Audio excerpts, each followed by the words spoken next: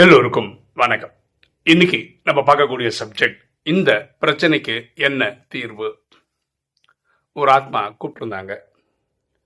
அவங்களுக்கு என்ன பிரச்சனை அப்படின்னு பார்த்தீங்கன்னா, அவங்களுக்கு மனநிலையில கொஞ்சம் பிரச்சனை இருக்கு. அவங்க மருந்து சாப்பிட்டுட்டு இருக்காங்க. இவங்க ஒரு டிகிரி படிச்சிருக்காங்க, பிஎட் படிச்சிருக்காங்க. இவங்களுக்கு 1க்கு 2 திருமணம் நடந்திருக்கு. அந்த 2 திருமணமும் டிவோர்ஸ் ஆயிடுச்சு. காரணம் இதுவாக தான் இருக்கும், இந்த மனநிலை பாதிக்கப்பட்டதாக தான் இருக்கும். அந்த டீட்டெயிலாம் நான் போகல.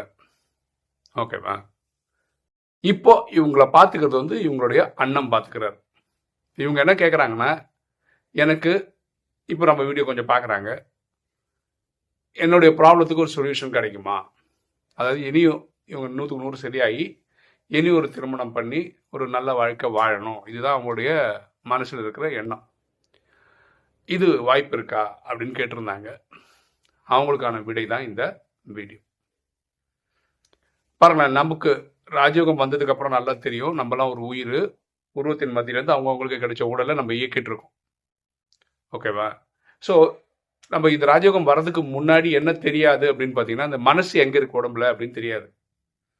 நமக்கு தெரிஞ்சதுலன்னா கண் எங்கே இருக்கு, இல்லை மூக்கு, வாய், காது, இந்த ஒரு உறுப்பு எங்கே இருக்குன்னு கரெக்டாக தெரியுது. ஆனால் உடல்ல மனசு எங்க இருக்கு அப்படின்றது தெரியாது. பொதுவாக நம்ம என்ன நினைக்கிறோம், மூளை தான் மனசு இருக்கிற இடம் அப்படின்னு நினைக்கிறோம். இல்லை ஹிருதயத்தை பிடிச்சிக்கிட்டு இங்கே என்ன சொல்கிறோம், இதுதான் நம்மளுடைய மனசு அப்படின்னு சொல்கிறோம். அப்போ மனசு 2 இடத்துல இருக்குமா என்ன? சில பேர் தலையிலேருந்து கால் வரைக்கும் மனசு தான் அப்படின்னு சில பேர் சொல்கிறாங்க. ஆனால் ராஜயோகம் வந்ததுக்கு அப்புறம் தான் நமக்கு தெரியும், நம்ம ஒரு உயிர்னு சொல்கிறோம்ல, உயிரை தான் ஆத்மான்றோம், சோலுன்றோம். அதுக்குள்ள 3 விஷயம் இருக்குது, மனசு, புத்தி, சன்ஸ்கார்னு இருக்குது. ஸோ மனசு இருக்கிறது ஆத்மாவில் தான். ஸோ மனசோட வேலைன்றது அது ஒரு ஃபேக்ட்ரி, எண்ணங்களை உருவாக்கக்கூடிய ஒரு ஃபேக்ட்ரி. நல்ல தேவையான கெட்ட தேவையில்லாத சிந்தனைகளை உற்பத்தி பண்ணுறது தான் மனசோட வேலை. புத்தின்றது ஒரு ஜட்ஜு மாதிரி, நம்ம வரக்கூடிய எண்ணங்களை செய்யலாமா செய்யக்கூடாதான்ற தீர்ப்பு வழங்குறது ஒரு ஜட்ஜோட வேலை. அது இங்கே புத்தியோட வேலை. அப்புறம் நம்ம ஒரு செயல் செய்வோம், அது பேர் கர்மான்னு சொல்கிறோம். அது சன்ஸ்காரில் பதிவாயிடும், 100% ரெக்கார்டிங்கில் ஓடிடும். நல்லது புண்ணியமாகும், கெட்டது பாவமாயிடும். ஸோ இப்போ இவங்க ப்ராப்ளம் அவங்களே சொல்கிறாங்க, மனசு தான் ப்ராப்ளம் அப்படின்னு சொல்கிறாங்க. ஸோ இதுக்கான பர்ஃபெக்ட் சொல்யூஷன் ராஜயோகமாக தான் இருக்க முடியும். என்ன பண்ணணும்? மன்மனா பவ, தன்னை ஆத்மாவை உணர்ந்து ஆத்மாவின் தந்தை அன்பா நினைவு செய்தாங்கன்னா, ஆத்மாவில் இருக்கிற புத்தி தான் இறைவனை நினைவு பண்ணுது. அதனால் புத்தி ஸ்ட்ரெங்தன் ஆகும். புத்தி ஸ்ட்ரெங்தன் ஆச்சுன்னா மனசு கட்டுப்படும். மனசு கட்டுப்பட்டு நல்ல தேவையான சிந்தனைகள் வரும். இவங்க சில மாதங்களாக நம்ம வீடியோ பார்க்குறாங்க, ஆனால் என்ன பண்ண மாட்டாங்கன்னா, மெடிடேஷன் பண்ண மாட்டாங்க. இது தியரிட்டிக்கலாக பண்ணுறதுனால ஒரு பிரயோஜனம் கிடையாது. எனக்கு தெரியும், நான் ஒரு ஆத்மான்னு தெரியும், இறைவனை அன்பாக நினைவு பண்ணால் சரியாயிடும் தெரியும், ஆனால் நான் அதை பண்ண மாட்டேன், ஆனால் எனக்கு சரியாகணும் அப்படின்றது லாஜிக்கே கிடையாது. இது நிறைய வாட்டி நம்ம சொல்லிட்டோம். இதே மாதிரி உடல்நிலை சரியில்லை, நீங்கள் டாக்டர்கிட்ட போகிறீங்க, என்ன சொல்கிறாரு, நீங்கள் இனிமேல் வாக்கிங்லாம் போகணும் அப்படின்னு சொல்கிறாருன்னு வச்சுக்கோங்க. டாக்டர் அதை சொல்கிறார், மருந்தும் கொடுக்குறாரு. நீங்கள் வெறும் மருந்து சாப்பிடுவா வாக்கிங் போக மாட்டீங்கன்னு சொல்கிறது அவ்வளோ நல்லது கிடையாது. சரியா? சில ஃபிசிக்கல் ஒர்க்கும் பண்ணணும் உடல் ஆரோக்கியத்துக்கு, கரெக்டாக. அதே மாதிரி மன ஆரோக்கியத்துக்கு த பெஸ்ட் சொல்யூஷன் என்ன? மன்மனா பவ. ராஜயோகம் ப்ராக்டிஸ் பண்ணுறது. நான் என்ன சொன்னேன், தயவுசெய்து நீங்கள் நியரஸ்ட் சென்டருக்கு போங்க. ஏன்னா ஏற்கனவே இவங்க மனநிலை பாதிக்கப்பட்டிருக்காங்க. அதனால் இவங்க மனசு அரைப்பாஞ்சினே இருக்கும், ஒரு கட்டுக்கோப்பாக கொண்டு வரவே முடியாது. அப்போ இவங்களுக்கு சென்டர் தான் கரெக்டாக இருக்கும். இப்போ சென்டரில் போனோன்னா அங்கே இருக்க சகோதரிகள் அவங்களுக்கு இப்படி பண்ணுங்க அப்படி பண்ணுங்கன்னு சொல்லி கொடுப்பாங்க. அங்கேயே ஒரு 4-5 என்ன சொல்கிறது, சகோதரிகளோட தொடர்பு வரும். அவங்க உங்களை வழி நடத்துவாங்க, இப்படி இப்படி யோகா பண்ணுங்க, அப்படி இப்படி யோகா பண்ணுங்க, இந்த ப்ராப்ளத்துக்கு இப்படி பண்ணி பாருங்க. அப்போ நம்ம என்ன வேணும், ஒரு ஐடியா கிடைக்கும், ஒரு சப்போர்ட் கிடைக்கும். ஸோ ஃபஸ்ட்டு இவங்க பண்ண வேண்டியது ராஜயோகத்தை டீப்பாக பண்ணுறது, உருப்படியாக பண்ணுறது, கரெக்டாக பண்ணுறது. இது ஒன்று. ரெண்டாவது இவங்க உடல்நிலைக்காக மருந்து சாப்பிட்றாங்களே, அது ஒரு நல்ல டாக்டர்கிட்ட போயிட்டு மருந்து சாப்பிடணும். இது இன்னைக்கு ஆரம்பித்தா நாளைக்கே முடிகிற வேலை கிடையாது. அதாவது ராஜயோகத்தில் இப்போ 10 நிமிஷம் உட்காந்தேன் உடனே நான் மனசு தெளிவாயிடுச்சு அப்படிலாம் கிடையாது. இது எவ்வளோ ஆர்வமாக, எவ்வளோ பர்ஃபெக்டாக, எவ்வளோ சின்சியராக பண்ணுறாங்களோ அதுக்கேற்ற ரிசல்ட் கிடைக்கும். அது 6 மாதத்தில் கிடைக்கலாம், 3 மாதத்தில் கிடைக்கலாம், இல்லை 1 மாதத்தில் கூட ஒரு சால்வ் ஆகலாம். ஆனால் இவங்க தான் அதுக்கான எஃபர்ட்டு போடணும். மூணாவது நான் சொன்ன சொல்யூஷன் என்னென்னா, இவங்க படிச்சிருக்காங்க, ஒரு பிஎட்டும் வச்சுருக்காங்க அப்படின்னா ஸ்கூலில் அது டீச்சருக்கு போகலாம். நான் என்ன சொல்கிறேன், ரொம்ப ஹையர் ஸ்டாண்டர்டுலாம் போதில்லை, 10th 12th பசங்களுக்கு கூட எடுக்க தேவையில்லை. ஒரு 4th 5th ஸ்டாண்டர்ட் பசங்களுக்கு கிளாஸ் எடுத்தாங்கன்னு வச்சுக்கோங்களேன், அப்போ இவங்களுக்கு என்ன ஆகிடும்னா ஒரு ஸ்கூலுக்கு போவாங்க, காலையில் ஒரு 8லேருந்து சாயந்தரம் ஒரு 5 மணி வரைக்கும் அங்கே இருக்காங்கன்னு வச்சுக்கோங்களேன். இவங்க வந்து இவங்கள பிஸியாக வச்சுக்கிறாங்க. கரெக்டாக? ஸோ இவங்க பிஸியாக வச்சுக்கும் போதே என்னன்னா இந்த அலைப்பாயிறது குறையும். ரெண்டாவது வந்து இவங்க அண்ணனை நம்பி இருக்காங்க, அந்த டிபெண்டன்சியும் குறையும். பொருளாதாரத்தில் இவங்க வந்து ஒரு அண்ணனை நம்பி இருக்க வேண்டிய அவசியம் இருக்காது. அண்ணன் சப்போர்ட்லேயே வாழட்டும், சப்போர்ட்டும் கிடையாது. ஆனால் இவங்களுக்கு ஒரு பொருளாதாரம் வரும்போது இவங்களுக்கு வந்து காலம்பரம் சாயந்தரம் வரைக்கும் ஆக்டிவாக இருக்கும்னு ஒரு சந்தோஷம் இருக்கும், ஒரு ஒரு விஷயத்தில் ஃபோக்கஸ்டாக இருக்கும். சும்மா வீட்டில் உட்காரும் போது தான் தேவையில்லாத மன அலைகள் ஓடிக்கிட்டே இருக்கும். ஸோ நான் 3 விஷயம் சொன்னேன். 1, ராஜயோகம் கற்றுக்கங்க. ஒரு நல்ல டாக்டரை பார்த்து அதுக்கு மாத்திரையும் சாப்பிடுங்க. 3வது வேலைக்கும் போங்க. இவங்க கேட்ட அடுத்த விஷயம் என்ன, திருமணம். ஓகேவா? ஆக்சுவலாக நிறைய குடும்பங்களில் பண்ணுற ப்ராப்ளம், இவங்க குடும்பம்னு கிடையாது, நிறைய குடும்பத்தில் ஒரு பையன் வந்து ஊதாரியாக இருக்கான்னு வச்சுக்கோங்களேன். அதுக்கு அவங்க நினைக்கிற சொல்யூஷன் என்ன, அவனுக்கு திருமணம் பண்ணி வச்சா சரியாயிடுவான். இது ஓரளவுக்கு உண்மைதான், அதில் உண்மை இல்லைன்னு சொல்ல முடியாது, ஓரளவுக்கு உண்மைதான்.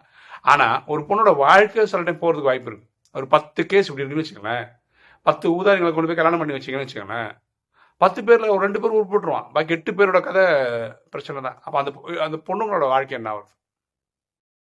இந்த அம்மாவுக்கு மனநிலை பாதிக்கப்பட்டிருக்குன்னு இந்த அம்மாக்கே தெரியும். குடும்பத்தில் என்ன நினச்சிப்பாங்க, திருமணம் பண்ணி விட்டா சரியாயிடும்னு நினச்சிருப்பாங்க. அப்போ திருமணம் பண்ணோடனே அங்கே எங்கே ஒரு ஃப்ரிக்ஷன் ஏற்படுது, அந்த பையன் விட்டுட்டு போயிடுறான். இப்படி தான் 1க்கு 2 வாட்டி நடந்திருக்கு. இப்போ 3வது நான் திருமணம் பண்ணிக்கிறேன் சரியாயிடும் கிடையாது. 3வது பண்ணுறதுக்கு முன்னாடி இவங்க 100% ஃபிட்டு மென்டலி அப்படின்னு தெரிஞ்சதுக்கு அப்புறம் தான் இவங்க திருமணம் பண்ணணும். இல்லைன்னா இனி ஒரு பையனோட வாழ்க்கை அதோகதி தான்.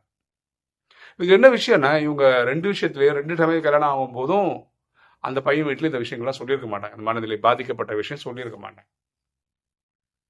ஸோ நம்ம பாருங்களேன், நம்ம வாழ்க்கை வந்து அடுத்தவங்க வாழ்க்கையை காலி பண்ணுற மாதிரி இருக்கக்கூடாது. இல்லை, அந்தந்த பொறுப்பு அவங்கவுங்க எடுத்துக்கணும். எனக்கு நிறைய தெரியும், நான் நிறைய விஷயங்களை பார்த்துருக்கேன். அதாவது எனக்கு தெரிஞ்ச ஒரு சொந்தக்கார பையன் ஒருத்தன் வந்து இப்போது சமீபத்தில் இறந்தே போயிட்டான். அவனுக்கு வந்து கிட்னி டயாலிசிஸ்லாம் பண்ணாங்க. அவனுக்கு வந்து 32 வயசு இறக்கும் போது. சின்னதுலேருந்தே அவனுக்கு கிட்னி டயாலிசிஸ் ப்ராப்ளம் இருக்குது. அவன் நினச்ச நல்ல வேலைக்கெல்லாம் வேலை பண்ணிட்டு இருந்தான், அந்த கடைசி நாள் வேலைக்கு தான் போயிட்டு இருந்தான், நிறைய சம்பாதிச்சிட்டு.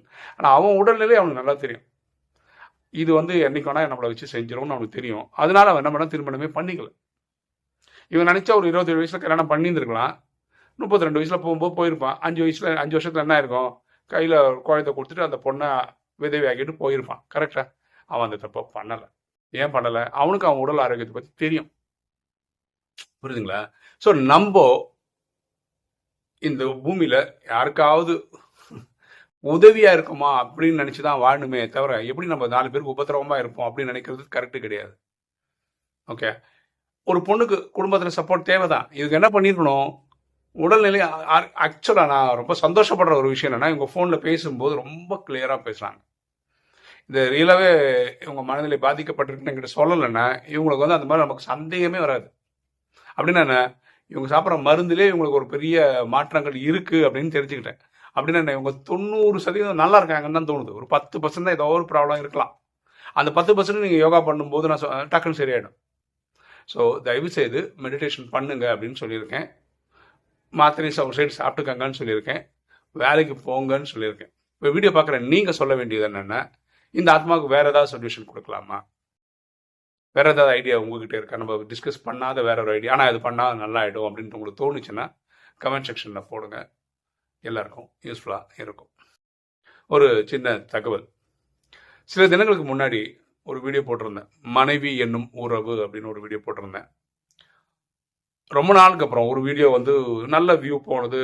ரொம்ப நாள் பாக்கி எல்லாமே ஆவரேஜாக ஒரு 500 வீடியோ வியூஸ் போகுதுன்னு வச்சுக்கோங்களேன். 10 நிமிஷம் வீடியோ பற்றி பேசிகிட்டு இருக்கேன். இது வந்து 700-800 வீடியோ வியூஸ் மேலே போயிடுச்சு.